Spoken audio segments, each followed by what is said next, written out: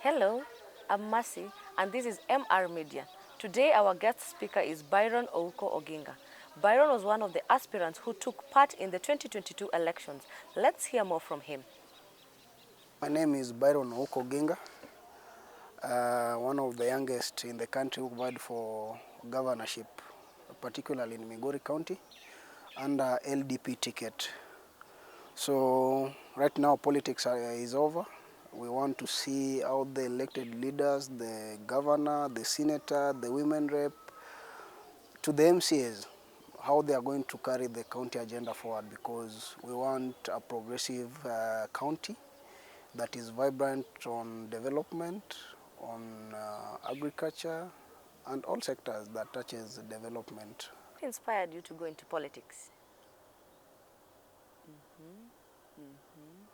I've always been in leadership, right from my primary education into secondary, into the university, and also my field of profession also nurtured a lot of leadership skills into me.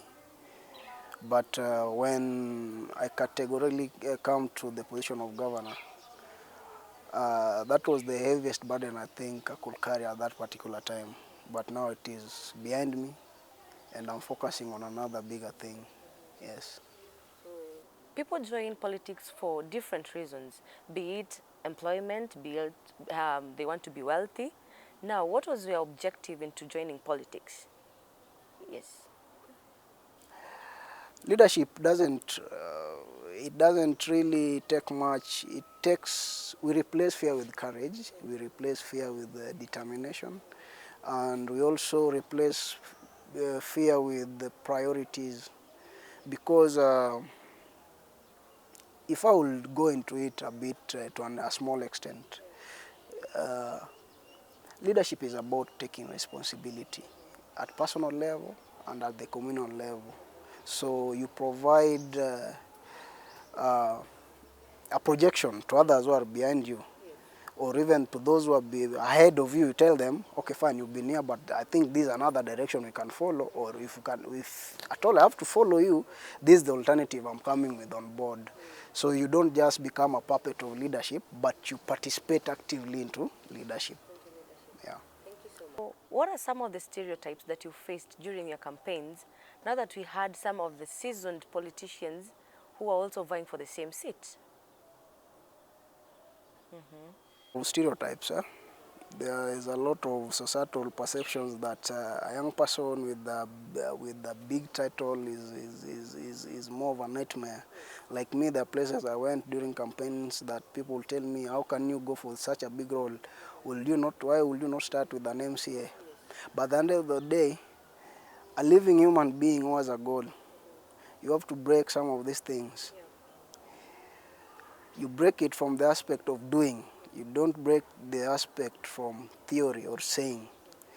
So this societal labeling or societal, I call it mob psychology, whereby the society think that those with big names or titles, of those who have been into this position for a long time, are the people with the vast experience to hold some of these positions like the governor. But we are moving to a space where we want those who are going to deliver for the people and transform their lives.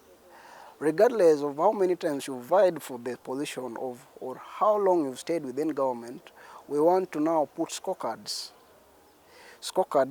and also we want to compete in terms of agenda and ideas and policies, so that if whoever wins the seat, if at all he can implement at least 85% of whatever I campaigned on, then we are better off as a society. We don't want to clog our minds into who has been there for long, because that seniority it brings fear. But that fear is something that we have to contend with, because a living human being, fear is part of living, and we have to see on how to balance between fear and goals and achievements and all that. Over the years, we've always heard that politics is a dirty game. But now we heard you here very boldly vying for a very huge seat in the county. What can you tell some of the youths outside there who are willing to also take the same route in this political arena? Yes. Uh, the thing is simple. Preparations beat the fear of unknown. So if they want to come into politics, they must be, first of all, have the right mindset. They must prepare to the very end. By that I mean they must plan to the very end. And three, life is a game. There are those who play to win, there are those who play, and sometimes they never win. But as I've previously said, that losing is fulfilling because it brings a lot of lessons. So let them not just come for particularly to win, but also there are lessons that a winner will never see, only a loser will know. So if they want to come into politics, one, what is the agenda? What is pushing them forward? But I want to encourage them that they should come and rise to the occasion, because nobody is going to push them. And they have to negotiate with their conscience. Yeah, because if your conscience is not clear about what you want to do, then it means you are in a state of confusion, which might not reward you at the end of the day. So as a generation, because I'm still youthful, nobody is coming to liberate us. It is our core responsibility and duty to liberate ourselves. But the question is, how prepared are the youths? Are we prepared to take these leadership roles and deliver to the extent that society is expectant of us? So that is a main challenge. Then how do we accept one of our own? That is another big challenge. So if you bring this together, you get a generation that doesn't understand itself.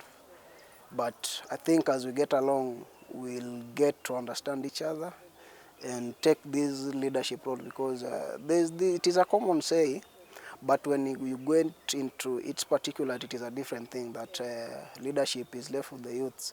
But how willing are the youths to put one of their own into leadership? That is another context of this thing. So reality beats the common say. So I'll say that if unemployment is an issue, it is an issue that can only be solved either by the civil societies through the programs they run, or by the government, or the other radical way is to tell those in these decision-making tables that, hey, we are suffering and these are our solutions to give us some at least quality jobs that are paying, so that at the end of the day we can put food on our tables. And that's why I was so much encouraged to vie for position of the governor, because I will be directly dealing with these issues from programs to policies I will be implementing as a governor. We have a lot of exploited opportunities, as in Migori County is still virgin in terms of opportunities. So if these are put into good context, then I think youths could be better placed. There's always an end to everything.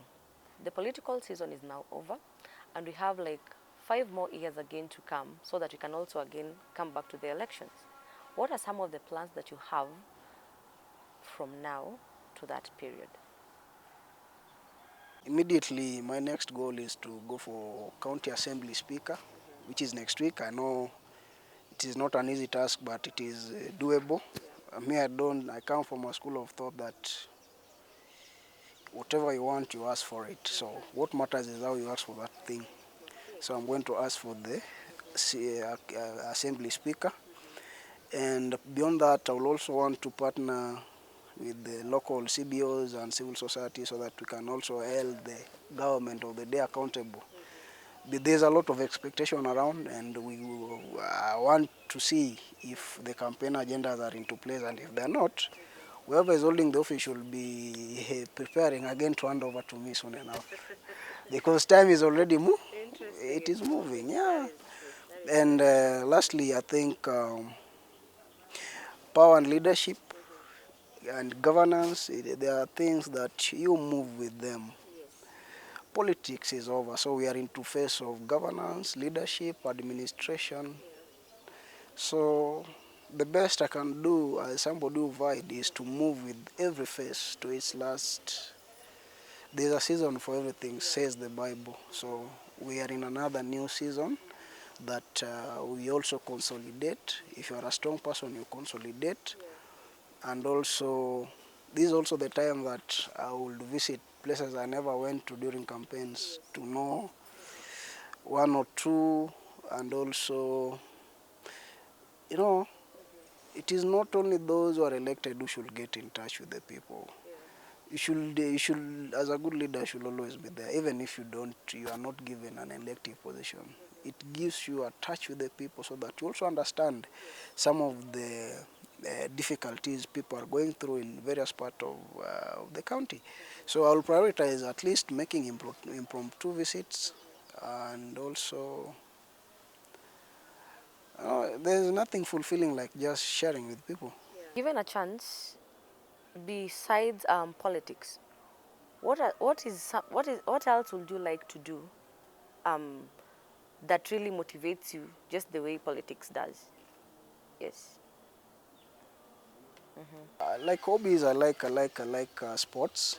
I will play football, but I don't know if I can play it professionally. I don't know, but I also love a lot of boxing and karate. Those are the sports that instill a lot of discipline, and it keeps life going. But apart from politics, I don't see. Maybe apart from politics, I can be a pastor. Interesting. Sir Byron, I can see you're still very young, very handsome, and very energetic. Now the big question is, are you married? Uh-huh. I know this young puppy here is not married, but I'm looking forward to getting married and build a family. Yeah. It is part of the preparation I was saying, and that is also part of the stereotypes I mentioned. I'm not married because I'm not ready for it. I'm not going to marry to please anybody. I'm going to marry to fulfill my goals, life goals, and live my life. A lot of people have been misled by societal expectations when it comes to social life, such as marriage. I will advise a fellow youth, do it when you feel you are ready. Do it when you know you are up to the responsibility of being a father or being a mother, when you feel you can take care of your child properly. So it is a challenge because people do it. I mean, to me, it is a stereotype still, because people think that where is your first lady, A B C D. I told them, okay, fine. Is it the first lady or it is me as the governor?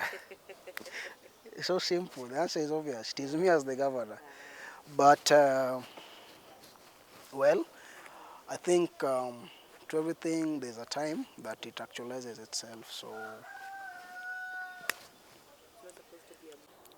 I've heard you mention about football. Now, I really want to hope that we are on the same page on this.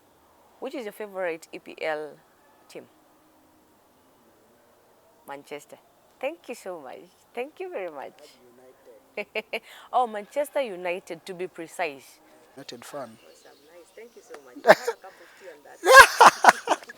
Thank you so much. Yeah. Life depends on your perspective, and life also depends on how you play it, because life is a game. Youths, we have to move to a level whereby we no longer make noise, we no longer throw stones, we no longer abuse. We want a youth to have a voice. We want a youth who can take whatever we've learned into a good use. This society cannot remain stagnant whereby the youths have no voice. No, we can't afford that. And to my parents, my mother's fathers, grandfathers, encourage the youth so that they can at least do something responsibly. And after that, they find it fulfilling, even if they fail. From the horse's mouth, that has been our speaker, Byrone Oginga, one of the gubernatorial aspirants from the just finished elections and also the aspiring County Assembly Speaker. Please don't forget to subscribe. I've been your host, Mercy RAVOGA. Thank you.